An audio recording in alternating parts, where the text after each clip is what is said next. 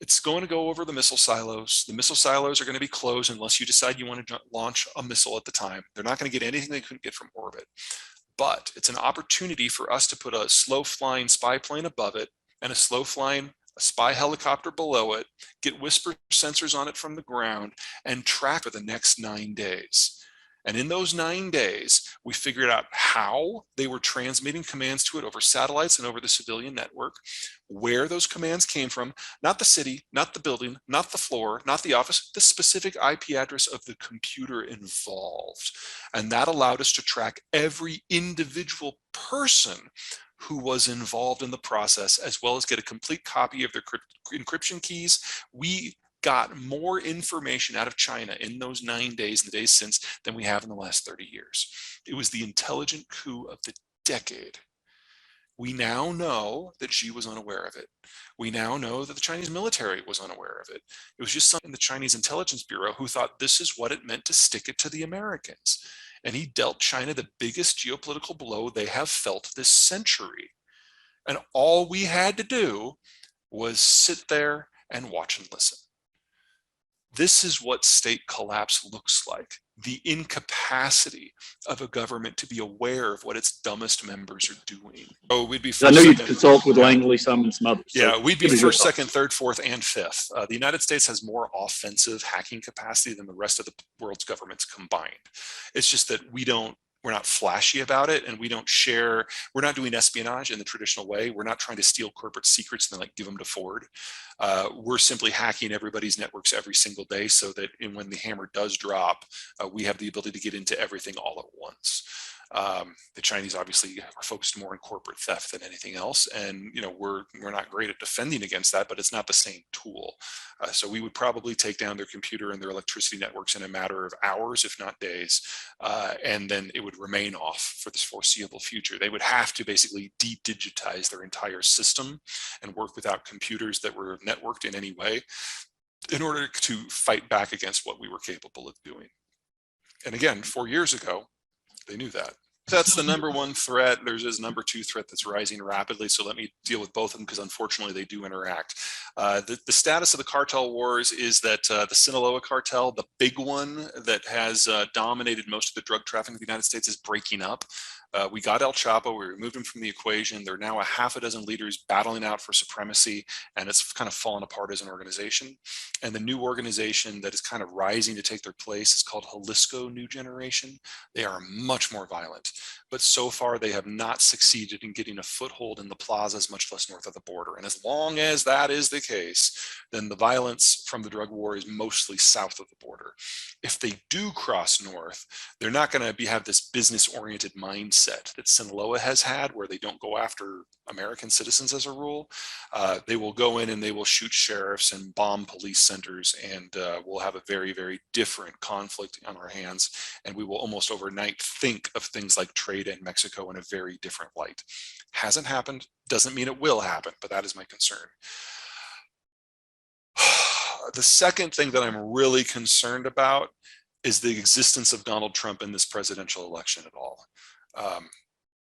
He has a lot of ethical baggage. He's already been voted out once. He's now campaigning under indictment, and a plurality of the people who identify themselves as Republican will follow him to the end. And as long as that is the case, the Republican Party is no longer the party of math and maps and business and national security and rule of law. And that is a loss. I have always considered the Republicans to be the adults in the room, and now they're being just as ignorant, as stupid as the far left has always been. And that has changed the nature of the political conversation. And it means that the other factlessness that we're used to seeing out of the more socialist wing of the Democratic Party has now come for the single largest wing of the Republican Party. And that makes it very difficult to have a political conversation in this country. And that, unfortunately, it looks like it's going to fuse with the drug war. One of the conversations going on in the hard right is that we should use our military to attack the cartels within Mexico. Let me start by saying that if we could drop a 500-pound bomb on something in Mexico to end the drug war, we would have done that 40 years ago. It's a much bigger problem than that. And even if we succeed in taking out all of the leadership of all of the cartels, that doesn't change the nature of the drug war. It just makes it more violent as different factions fight for dominance. Keep in mind that these are not terrorists. Terrorists use violence as a mean to a political end. They have a political goal in mind. Cartels are businesses after a fashion. They are responding to the factors of supply and demand, and taking out the leadership doesn't change the supply or the demand. In addition, we would be limited in our strikes to where we could actually reach. Most American military capacity, especially things like special forces, couldn't reach as far south as Mexico City. We would have to focus on the border zones and the northern border states. The northern border states are our best friends on the planet. They are more pro-American than most American politicians. These are the people that are integrated into NAFTA supply chains. Politically, economically, socially, culturally, they are on our side. And if we bomb them, they won't be anymore. Disrupting the trade links of NAFTA by using military tactics in the northern states would destroy the world's most efficient supply chains and the only supply chains in the world that we are actually dependent upon.